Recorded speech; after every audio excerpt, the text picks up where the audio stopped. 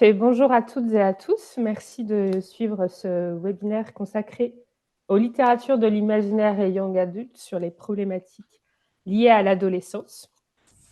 Donc, du coup, comme vous l'avez dit, j'accueille Dorine Borghino, notre éditrice aux éditions Scrinéo. Bonjour Dorine. Et trois de nos auteurs, donc Théo Kotenka qui a publié chez nous l'année dernière un roman contemporain, Donjons et Drama. Bonjour Théo. Bonjour.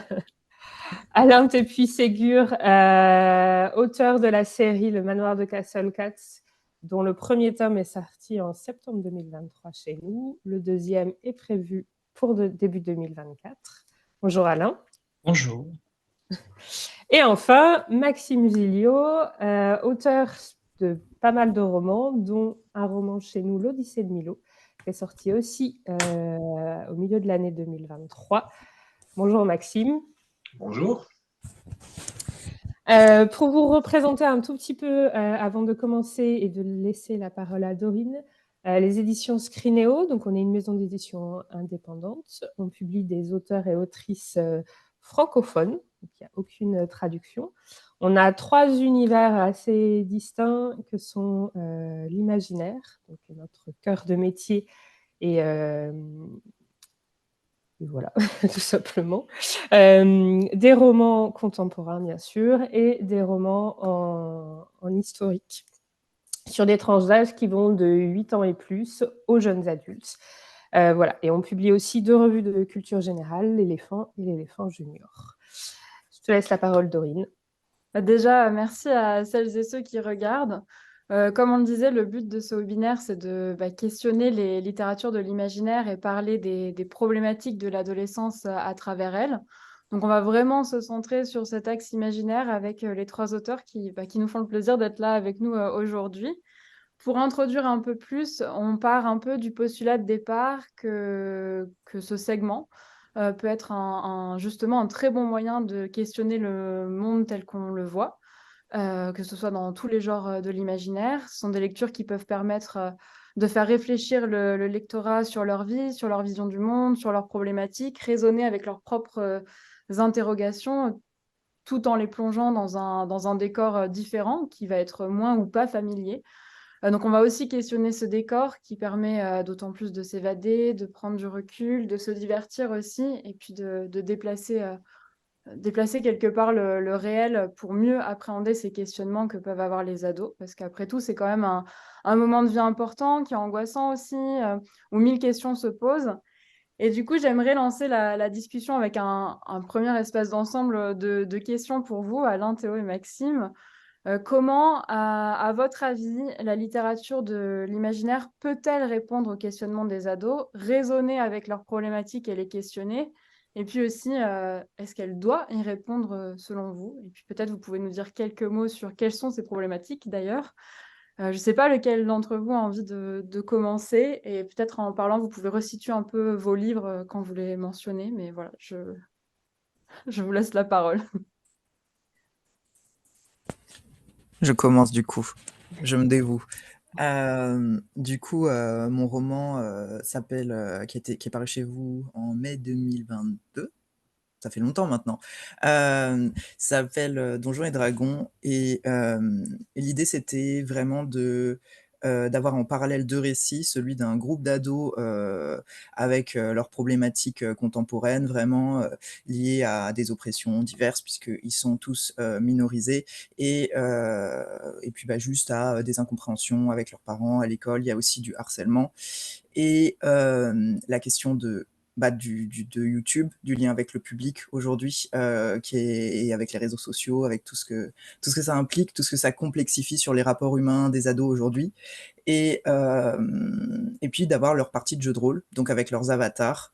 Et donc c'est pas un univers extrêmement nouveau que j'ai présenté, c'est juste un univers de Donjons et Dragons. Et et ils ont quelque part, ces deux récits se répondent et ils explorent leur identité à travers leurs avatars.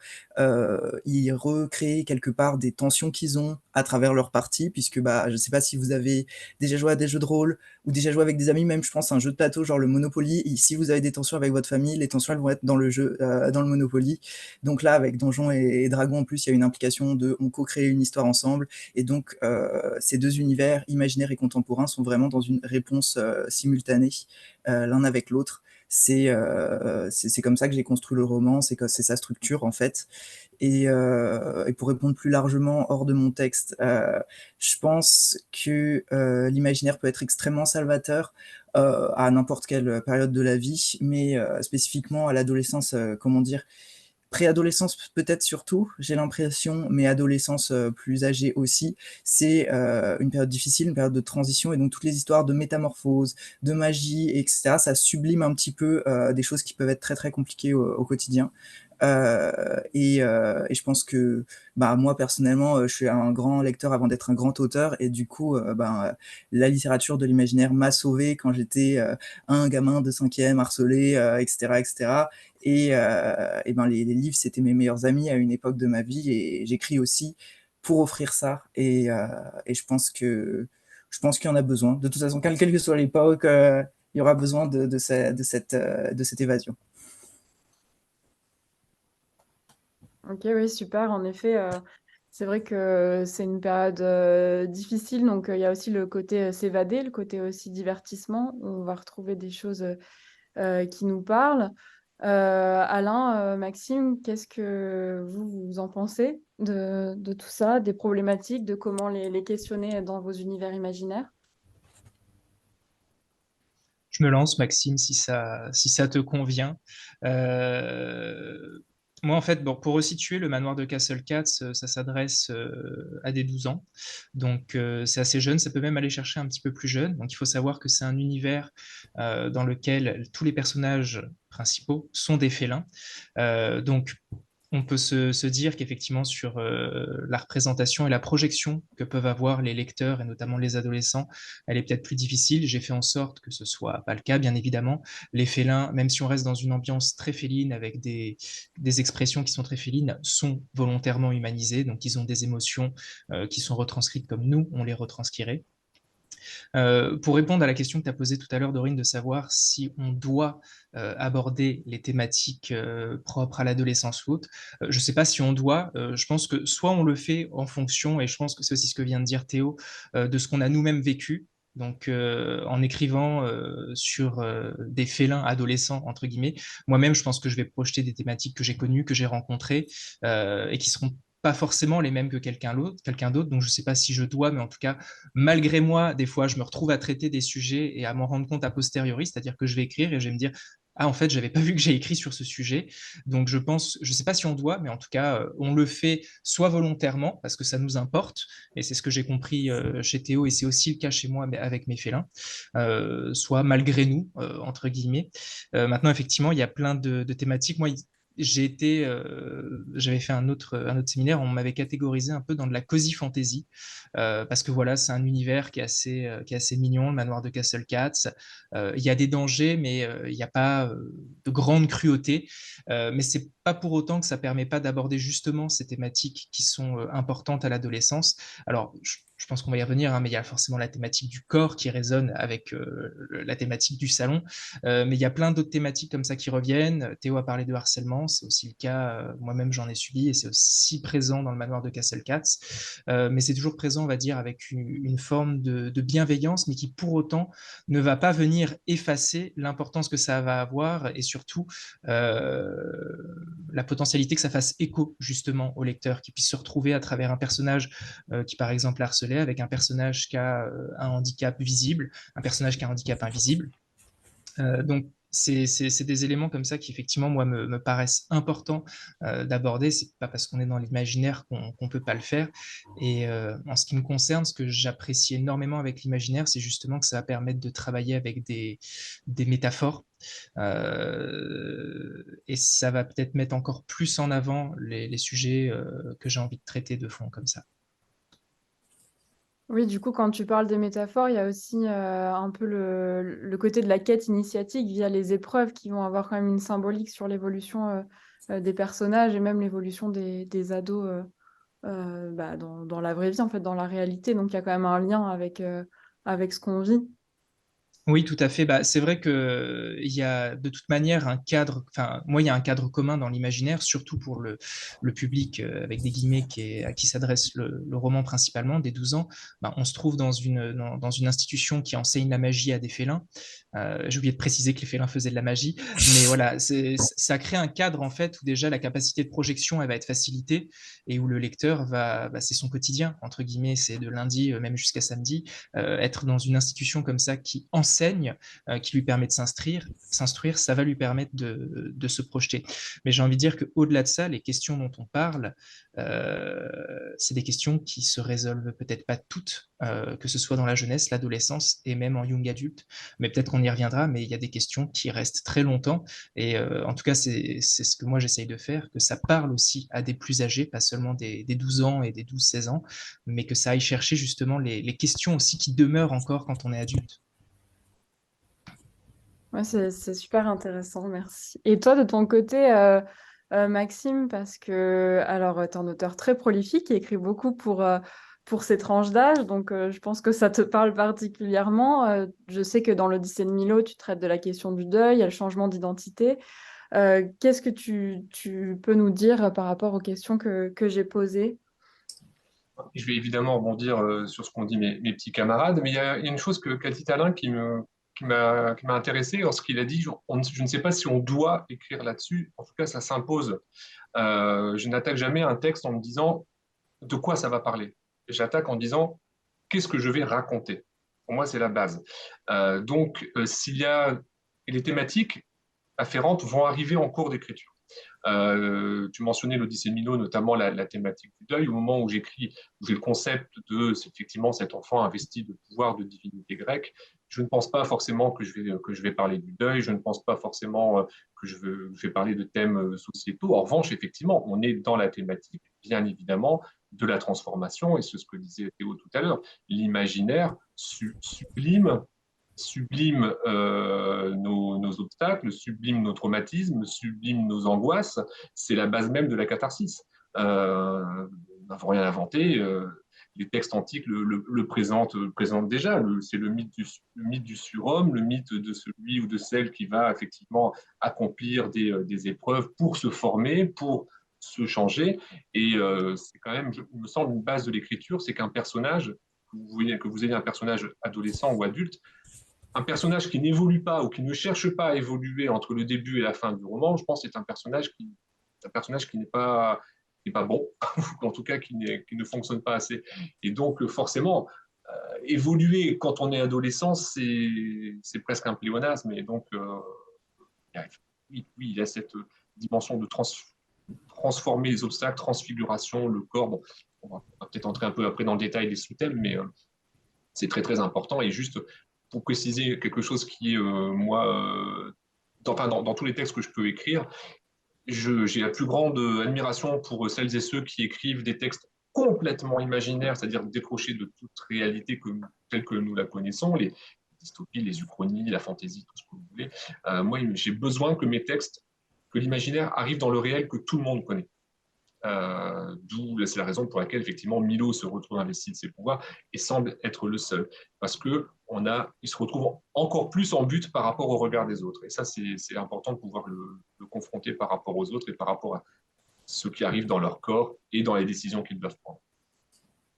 Oui, donc c'était vraiment conscient de ton côté de mêler ça à l'univers des collégiens d'aujourd'hui, parce que tu réutilises la mythologie, mais de façon très moderne, en fait, finalement, dans l'Odyssée de Milo. Bah, oui, on écrit pour eux. Enfin, on écrit, quand on fait de la jeunesse, on écrit pour les jeunes. C'est un peu un pléonasme, mais oui, ça me semblait important pour ce qui me concerne. Bon, en plus, avec mon passé d'ancien prof, ça peut aider aussi. Mais effectivement, autant que je parle de ce que je connais. Quoi. Donc, j'allais pas inventer un monde à la Tolkien, j'en serais bien incapable. En revanche, je racontais les déboires des collégiens en but au harcèlement, en but aux moqueries, en but au mal-être. Oui, je l'ai connu personnellement et je l'ai connu à travers peut-être mes enfants et à travers les quelques centaines de collégiens que j'ai eu entre les mains. Vous l'avez tous un peu cité, mais du coup, la thématique du salon cette année, c'est la thématique du corps. Vous l'avez un peu tous légèrement abordé, mais comment est-ce que vous intégrez cette problématique dans chacun de vos romans, alors que ce soit Maxime avec la question des super-héros et ce fantasme du super-héros, le fait de changer, de transformer son corps, la thématique plutôt de se cacher derrière un avatar pour Théo et du coup vivre à travers cet avatar et du coup s'échapper un peu du réel et changer de corps aussi à travers cet avatar. Et pour Alain, c'est la question de mettre en scène plutôt des félins et ces félins ont une différence aussi, notamment le héros, comment chaque adolescent peut avoir l'impression j'ai perdu mon mot, mais ça va me revenir, pardon, mais ouais, de se retrouver dans chacun de ces personnages, comment cette question du corps, vous pouvez l'aborder dans vos romans, est-ce que vous y pensez? Ou est-ce que, effectivement, comme les sujets que vous abordez, ça vient un peu naturellement avec votre vécu parce que ça fait partie de la vie, ou vraiment vous vous dites, je veux que ce personnage soit comme ça, et parce que c'est important pour ce que je vais dire et ce que je vais raconter. Je reprends, on va faire dans l'ordre, on va faire des petits tours de table. Juste, c'est marrant parce que je rebondis sur Alain, par rapport à ce que tu as dit sur la difficulté de s'identifier à des animaux. Je pense au contraire que, surtout sur les tranches d'âge de ados mais plus jeunes, il y a encore ce truc qui vient de l'enfance où il y a une projection dans l'animal qui est extrêmement spontanée en fait. Donc le corps animal et le corps de l'enfance dans le monde dans lequel on vit, c'est des gens qui sont sans pouvoir en fait, et du coup qui sont dépendants. Enfin, si on parle du coup d'animaux domestiques comme les chats, et du coup, j'ai l'impression qu'il y a une espèce d'empathie spontanée, et puis en tout cas de projection dans les animaux. Moi, je sais que dans la cour de récré, il y avait à l'enfance et puis au début de l'adolescence, il y avait encore ce truc de les chevaux, les chats, tous ces animaux-là, à fond dedans. Je me rappelle que des gamines se jouaient aux chevaux dans la cour, des trucs comme ça, mais jusqu'à, je sais pas, 10-12 ans, enfin 10-11 ans, il y a quand même quelque chose je sais pas, il y a un lien en fait, je pense, entre la jeunesse et l'animal, du fait en fait des entraves et d'un assujettissement quelque part à la civilisation, quoi. Donc avec ta structure hiérarchisée de l'école, je pense que il y a quelque chose qui se joue.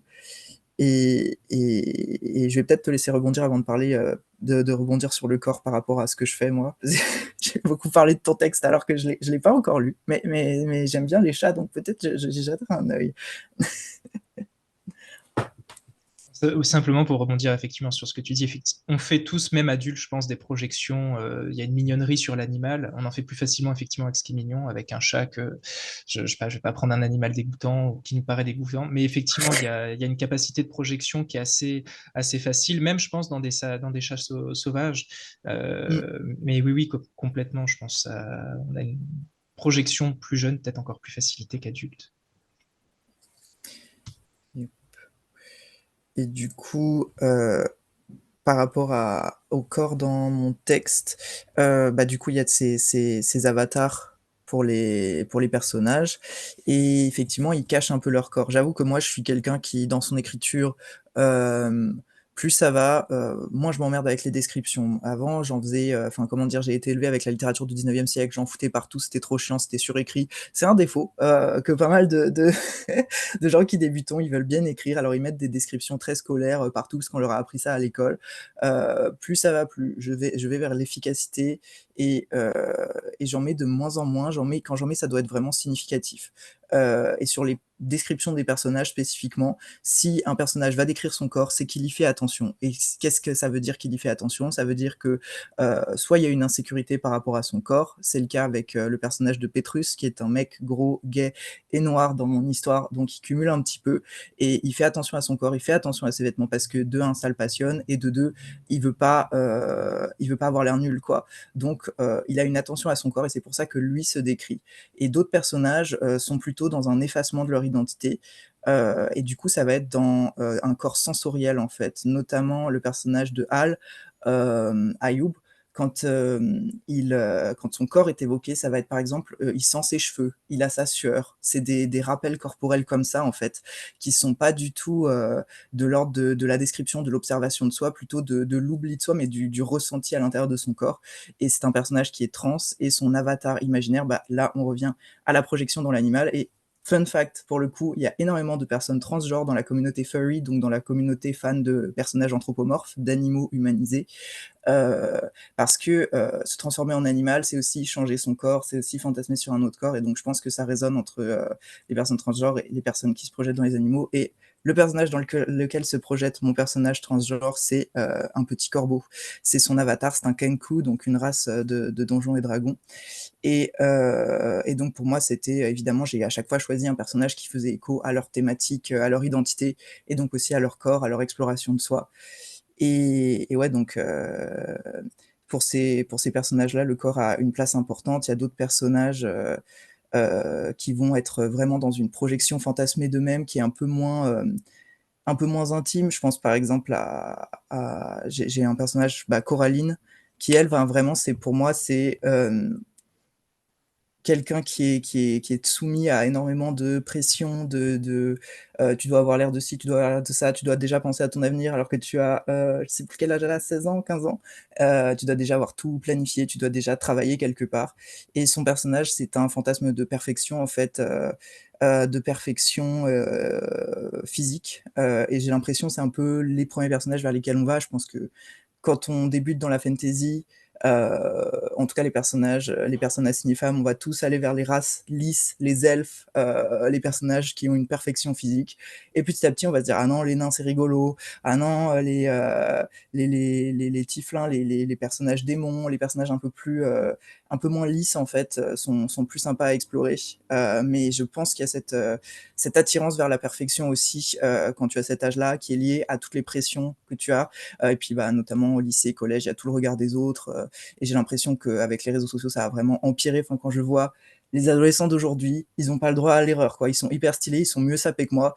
Moi, quand je regarde les photos de moi à leur âge, c'était un peu plus exploratoire, quoi.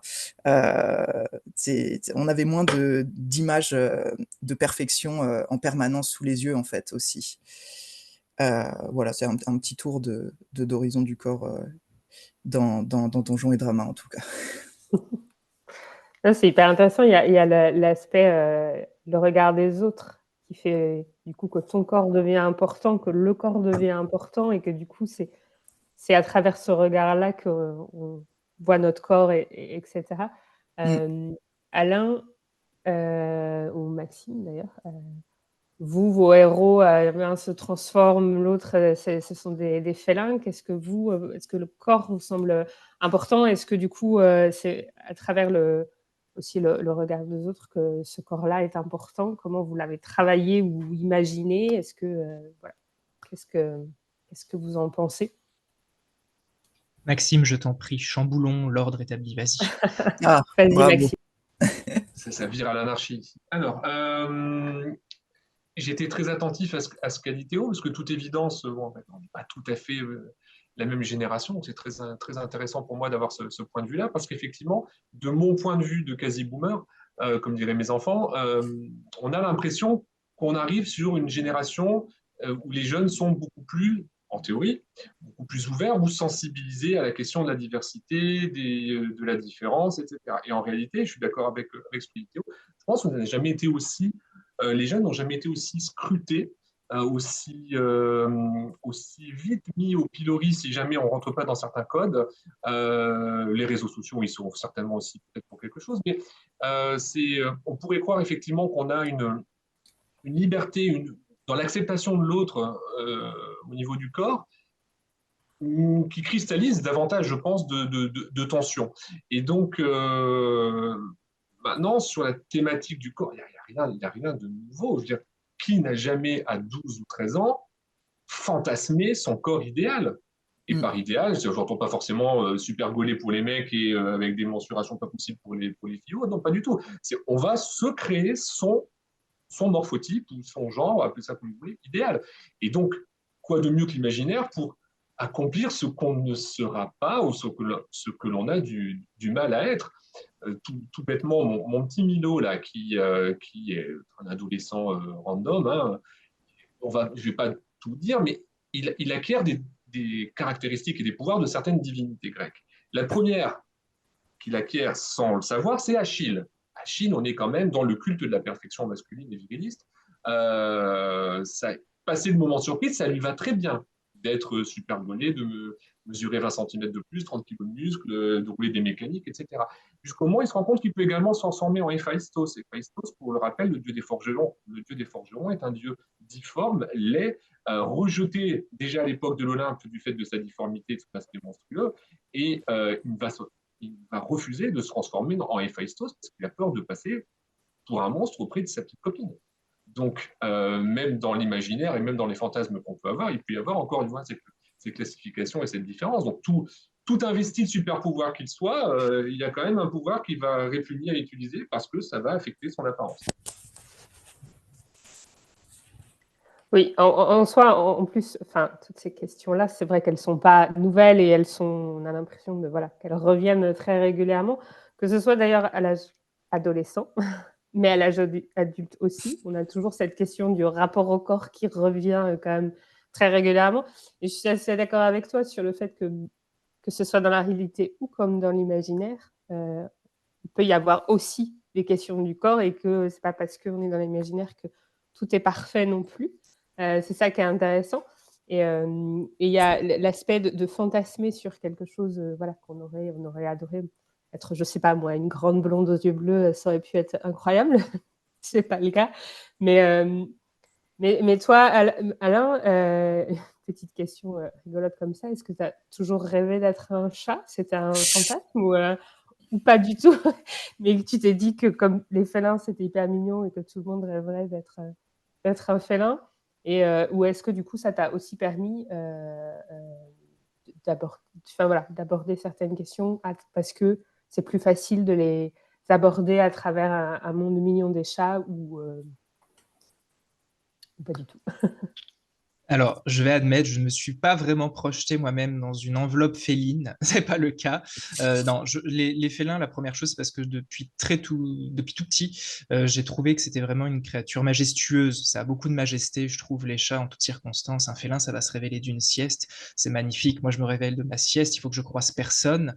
Donc, il y a beaucoup de majesté, mais ça m'empêche pas, justement, dans le roman, d'aborder les thématiques du corps dont on parle. Si on prend par exemple Kovan, le personnage principal, on est dans un univers où des félins pratiquent de la magie en traçant des cercles d'incantation grâce à leurs griffes. Il s'avère que Kovan, lui, a deux particularités. La première, c'est qu'il a des écailles dans son pelage, ce qui est très très rare. Il ne connaît pas d'autres félins qui ont ça. Et l'autre particularité, c'est qu'il n'a pas de griffes. Donc, si on prend premier degré, il a des très grosses difficultés pour pouvoir lancer des sortilèges. Et j'ai envie de dire, pour filer un peu ce que j'ai dit précédemment, qu'a repris Maxime, cette espèce, et ce que tu as dit aussi, il me semble, Lucie, cette espèce de lien entre enfant, adulte, le rapport au corps, etc. J'avais aussi, et je m'en suis rendu compte a posteriori, avec Kovan, dans cette idée de ne pas avoir de griffes, on peut vraiment avoir un double niveau de lecture, et c'est ce que je disais avec le regard peut-être adulte aussi sur cette lecture. C'est un félin très basiquement qui n'a pas de griffes. Alors, ça peut tout de suite, le rapport au corps, évoquer un handicap dans notre monde à nous. Je pense que la capacité de projection, elle est assez évidente. Mais ce qui m'intéressait aussi, c'est de pouvoir évoquer ce qui, dans le corps, peut apparaître comme invisible. Et si on va dans la métaphore comme ça, un félin qui n'a pas de griffes, c'est un félin qui va être dans l'incapacité de se défendre convenablement par rapport aux autres félins. Si vraiment on ne part pas sur l'aspect magique, en tout cas, uniquement magique, c'est un félin qui va avoir cette idée de ne pas avoir d'emprise, entre guillemets, sur la vie, parce que il est dans l'incapacité de s'agripper. Donc, ça permettait en fait d'avoir deux approches. Une approche qui est vraiment très premier degré, et aussi une approche qui va peut-être chercher un peu plus loin, et là, c'est peut-être des lectures plus âgées qui vont s'en rendre compte, et qui pourront aussi se projeter au-delà du handicap qu'a ce félin, et se dire, ah mais moi aussi, je me retrouve là-dedans, parce que cette incapacité d'emprise sur ma vie, je l'ai l'ai connue, je l'ai connue à un moment donné ou je la connais actuellement.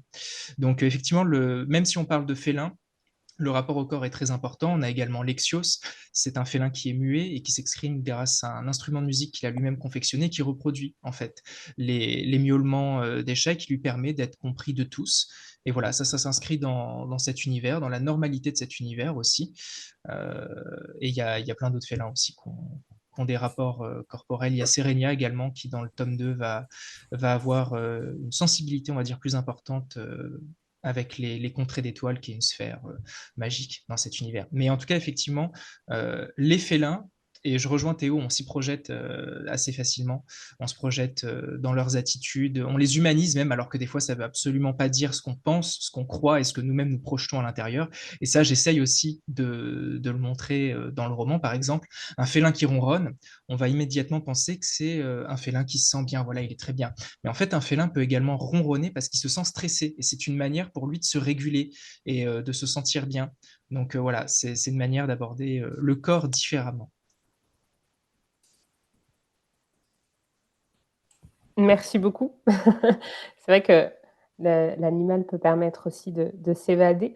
Moi, j'ai une petite question aussi, c'est est-ce que quand vous faites des rencontres, que ce soit des rencontres scolaires, des rencontres de vos lecteurs et lectrices sur des salons, que ce soit sur voilà, de différentes façons sur les réseaux, est-ce que c'est arrivé que vous ayez des personnes qui vous disent qui se sont complètement retrouvées dans vos personnages, que le fait que vous abordiez telle ou telle thématique, ou que ce soit un animal ou un super-héros ou autre, ça leur a permis d'aborder voilà, une problématique qu'eux avaient et que du coup, ça leur a permis d'avancer. Ou alors que le fait que ça soit inscrit dans un monde complètement imaginaire, ça leur a permis de souffler et que du coup, ils ont pu s'évader et sortir un peu de leur monde, enfin, de leur réalité. Est-ce que vous avez eu des retours comme ça et qui vous ont permis de vous dire ah, c'est intéressant parce que j'avais pas forcément vu ça dans mon roman, mais du coup, c'est chouette et c'est agréable de voir que ça a pu les aider. Je ne sais pas, Maxime, est-ce que, par exemple, dans des rencontres scolaires, tu as pu avoir des retours comme ça? Alors, oui, sur les rencontres scolaires. Alors, ce qui m'est souvent arrivé, alors je suis désolé parce que là, pour le coup, c'est pas un livre qui est chez vous, mais j'avais effectivement une série avec des adolescents super-héros, donc tout un groupe d'adolescents super-héros, et j'avais intégré, et Alain en parlait notamment de cette notion de handicap, et j'avais intégré dans cette académie d'adolescents super-héros des super-héros au pouvoir qui ne servaient à rien, dixit leur directrice. Donc, ils étaient mis sur le côté. C'était les moins que rien parce que leur pouvoir était ridicule. Donc, ils n'étaient pas utiles, ils n'étaient pas productifs à cette société de super-héros qu'on était en train de préparer. Et donc, c'était des petits gamins qui étaient mis sur le côté parce qu'ils étaient ridicules ou grotesques. Et entre le premier tome et le dernier, chaque fois que j'arrivais en classe, je demandais toujours aux gamins qui avaient lu duquel de ces personnages vous sentez-vous le plus proche et lequel aimez-vous le moins, parce que c'est aussi important pour moi d'avoir leur ressenti par rapport aux intentions que j'ai voulu donner. Et ce qui m'est apparu très très tôt, c'est que ce petit Antoine, puisque c'est le nom de ce personnage laissé pour compte, recueillait toujours plein de suffrages. On était toujours dans la sympathie ou l'empathie pour celui qui est un peu ostracisé ou celui dont on se moque. À tel point que du coup, il a pris de plus en plus d'importance au fur et à mesure de la saga, parce que voilà, je reconnais parfaitement ce que disait Alain avec le coup des chats sans griffes ou avec des écailles. Voilà, de toute façon, la différence, elle est partout, et y compris et surtout dans l'imaginaire. L'imaginaire ne va faire que de toute façon retranscrire, et peut-être avec puissance 10, ces prétendues inégalités. Alain, Théo, est-ce que vous avez eu des retours aussi où vraiment il y avait une sympathie de la part des lecteurs et des lectrices, ou une empathie d'ailleurs sur vos héros ou sur l'univers? Je précise qu'il nous reste juste 10 minutes. Je vais répondre hyper rapidement. Alors, moi, les rencontres, je vais en faire là, j'en ai pas encore fait, en tout cas sur ce roman. Et effectivement, ça arrive. Bon, alors déjà, les félins, les gens adorent me raconter, me parler de leurs félins, me dire, ah, le mien, il est bavard, le mien, il est comme ci, comme ça. Moi, j'adore parce qu'il y a toujours des histoires incroyables. Mais je pense que l'identification que j'ai eue la plus importante jusqu'ici, même dans des retours, c'est vis-à-vis de Bruine, donc, qui, elle, n'a pas forcément, enfin, elle n'a pas de handicap, elle n'a pas de particularité physique. C'est plus vis-à-vis de son caractère, on va dire. Donc là, c'est une projection dans le caractère. Bruine, c'est une féline très gourmande, qui fait que manger, elle adore cuisiner. Donc j'ai eu beaucoup de retours où les gens se sont projetés dans Bruine, eux aussi, parce qu'elle a un caractère bien trempé. Voilà.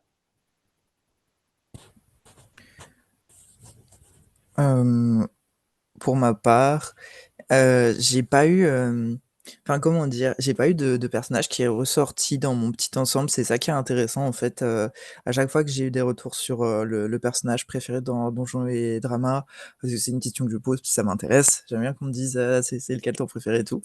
Euh, c'était assez souvent, enfin c'était des personnages différents quoi. Enfin chacun peut se projeter dans son préféré. Je pense qu'il y a des il y a des réactions épidermiques de ah ceux-là sont égoïstes et tout et enfin bon, moi je considère que des personnages imparfaits c'est la clé quoi. Enfin tu peux pas écrire des persos qui se comportent bien tout le temps sinon c'est pas intéressant et de toute façon à l'adolescence c'est le moment où tu as le droit de merder. Je considère que les adolescents ont un petit passe-droit, genre vous avez plus le droit de merder que les adultes, profitez-en. Et et ouais, enfin, je suis assez touché en général par les retours concernant Hal et Petrus parce que je pense que c'est un peu mes chouchous, même s'il faut pas avoir de chouchous quand on écrit a posteriori. Je suis comme bon, il faut l'admettre. Je me suis un peu, peut-être un peu plus projeté en eux et à chaque fois, du coup, quand on me dit lui, c'est mon préféré, il est hyper touchant et je pense que c'est lié à bah, leur corps de minorisés qui sont minorisés parce que leur corps, parce que leur minorité, enfin, ça rend leur minorisation visible, font partie de ce qui permet de s'y attacher en fait. Voilà. Après sur les avatars fantastique, fantasy, c'est vraiment des avatars. Je pense qu'ils n'ont pas la profondeur psychologique pour que quelqu'un me dise mon personnage préféré c'est le petit corbeau. Euh, J'ai pas ça. Dorine, tu veux rajouter quelque chose? Une question Alors, peut-être? moi, c'était plus pour rebondir sur le côté rencontre avec le public, mais c'est plus particulier parce que c'est vraiment vis-à-vis de Maxime, parce que l'Odyssée de Milo a été écrit dans le cadre du feuilleton des Incos, donc Maxime, tu étais directement en contact quand même avec avec le public cible. Qu'est-ce que ça a apporté de plus ou pas en fait au texte? Parce que tu as pu puiser dans leur retour aussi, dans leurs expériences, tu as été directement à leur contact. Donc, est-ce que ça a eu un impact sur ton écriture de l'Odyssée de Milo qui a pas eu forcément sur d'autres textes ou pas? Oui, oui, bien sûr, hein, je vais vraiment essayer de faire court. Déjà, le principe du feuilleton des impôts, c'est que vous ne savez pas encore si votre texte va être publié. C'est-à-dire que vous n'avez pas le filtre éditorial derrière, donc tu n'as pas pu intervenir en cours d'écriture, ni personne, puisque c'est en lien direct avec les élèves. Il se trouve que j'avais 13 classes. 13 classes complètement différentes, puisque j'avais aussi bien des classes de SECPA que des classes d'expatriés dans des pays francophones, donc a priori avec un public différent. Et donc, j'ai vraiment joué le jeu d'envoyer le chapitre sans trop savoir ce qu'il y aurait après, de manière à vraiment pouvoir m'appuyer sur la réaction des élèves. Et effectivement, j'ai eu des réactions auxquelles je ne m'attendais pas. Donc, tout le propre après de l'auteur, c'est de faire la part des choses dans les retours qui vont être donnés. C'est-à-dire que si j'avais effectivement deux groupes de classes qui avaient des avis complètement différents sur un personnage ou l'écriture ou peu importe, il me fallait trancher. Et des fois, j'ai évidemment refusé ou en tout cas balayé certaines objections parce qu'elles étaient minoritaires. En revanche, effectivement, sur 13 classes, si j'avais 11 classes, par exemple, qui avaient le même ressenti sur un personnage, sur une action ou sur l'écriture, je me dis 11 classes sur 13, c'est eux qui ont raison, c'est pas moi. Donc, c'est quand même pour eux qu'on écrit. Donc, c'était vraiment très, très, très intéressant d'avoir ce rapport-là. Encore une fois, il faut avoir un peu de recul aussi. C'est censé être vous le professionnel et eux les lecteurs, mais il fallait prendre en compte évidemment leurs remarques quand elles étaient surtout unanimes. J'ai fait court. Hein. Bah oui, bravo, merci. Non, mais c'est très intéressant de voir cette facette-là aussi, comme tu dis, il n'y a pas le retour édito sur le coup, il faut savoir être dans l'affect et dans le côté pro où tu dois trier. Donc, non, c'est très intéressant. Moi, j'ai quand même une petite dernière question. Il nous reste 5 minutes. Est-ce que du coup, on a quand même parlé de toutes ces problématiques liées à l'adolescence, qui sont souvent, voilà, qui sont pas forcément simples, parce que voilà, il y a toute, c'est un moment où on change, c'est un moment où on grandit, on est confronté à plein de questions, et notamment cette question du corps qui est hyper importante et qui n'est pas toujours évidente. Est-ce que du coup, quand même, le fait d'écrire en imaginaire, de changer de monde, d'avoir des personnages qui peuvent être complètement différents de ce qu'on connaît, est-ce que ça permet aussi juste simplement de permettre aux adolescents de s'évader et du coup de sortir de leur univers et du coup de respirer. Alain, du coup, comme tu n'as pas eu de... Qu'est-ce que tu en penses? Oui, complètement. Bah, ce que je disais, c'est que moi, on m'avait dit que c'était très cosy, donc effectivement, c'est une lecture notamment aussi pour les adultes qui est très douce, très chaleureuse. Donc, je pense que ce soit dans la construction de l'univers, qui pour le coup, Maxime en parlait, le mien, il est complètement imaginé. Genre, il y a, à part l'aspect instruction, il n'y a pas de socle auquel on peut se raccrocher, nous. Donc, c'est complètement un univers imaginé. Et effectivement, les félins eux-mêmes permettent, je pense, ce petit moment d'évasion pour les lecteurs. Voilà, moi aussi, j'ai fait très court pour permettre aux autres de parler. Est-ce que vous, Maxime, Théo, vous pensez que du coup, ça peut permettre aussi de s'évader et du coup d'apporter un bon moment de lecture, un bon moment d'aventure et du coup de permettre de sortir 5 minutes de son univers et que c'est ça aussi que peut apporter chaque roman ou peut apporter la littérature à l'adolescence? Je me permets, Maxime. Bien sûr. Je pense, c'est la base de mon bouquin, quoi. Enfin, genre, oui. Et juste petite anecdote, et je fais rapidement. Heu, j'ai mené un atelier d'écriture en début d'année dans un lycée sur plusieurs mois, et très spontanément, les genres préférés, c'était l'imaginaire, effectivement, ou alors quelque chose d'historique, mais d'historique léger, où il y allait pas avoir une reconfiguration du système de pensée tel qu'il était historiquement, mais juste il y avait ce cadre historique esthétique un peu plaisant, comme je pense on peut voir dans des séries comme Bridgerton, où l'état d'esprit il est vite fait. C'est quoi cette période? C'est Regency, mais en même temps, on a nos thématiques contemporaines, et je pense que il y a effectivement un véritable besoin d'évasion à cet âge-là, une soif, quoi. Et enfin, elle suit à l'âge adulte de toute façon. Personnellement, moi, ça m'intéresse d'écrire en contemporain, mais si je veux écrire pour faire plaisir, je vais spontanément me tourner vers quelque chose d'un peu plus rigolo, d'un peu plus magique. Juste, on met de la magie. Mon partenaire, à chaque fois, il est comme, dès qu'il y a de la magie, il y a ses yeux qui s'allument, donc j'essaie de penser à lui aussi. Je suis comme, bon, on va mettre de la magie. Allez, un peu de magie, hop. Un peu de magie, ça fait rêver. Maxime, tu voulais ajouter quelque chose? Oui, ou non, mais je suis évidemment d'accord avec Alain et Théo. Je citais l'un de mes maîtres en littérature, que pourtant c'est pas l'imaginaire, c'était Frédéric Dard. Surprise, qui disait si j'ai un message à envoyer, je vais à la poste. Alors bon, c'est un peu une posture aussi de dire ça, mais effectivement, moi, ce qui m'intéresse dans l'imaginaire avant tout, ce que je disais tout à l'heure, c'est pas qu'est-ce que je vais mettre comme thématique, c'est pas tout ça, c'est qu'est-ce que je vais raconter. Je veux d'abord avoir une écriture et une histoire basique, naïve, presque binaire, et d'avoir le plaisir de l'écrire.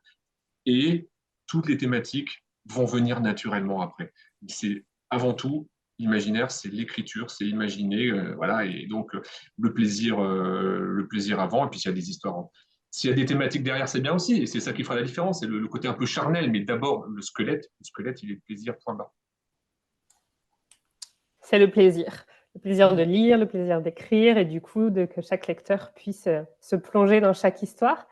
En tous les cas, un grand merci à tous les trois et à Dorine pour ce webinaire, d'avoir répondu à toutes nos questions. On aurait pu parler encore très longtemps sur l'imaginaire, sur les différentes problématiques, sur chaque personnage. Ce qui est très bien avec cette littérature, c'est que c'est tellement foisonnant qu'on peut raconter plein de trucs, qu'on peut en parler pendant des heures. Et vous pouvez nous retrouver sur notre stand pendant toute la durée du salon D5 au premier étage pour retrouver chaque livre, chaque série des 3 auteurs et encore plein d'autres. Merci à tous et on vous souhaite une très bonne journée. À bientôt.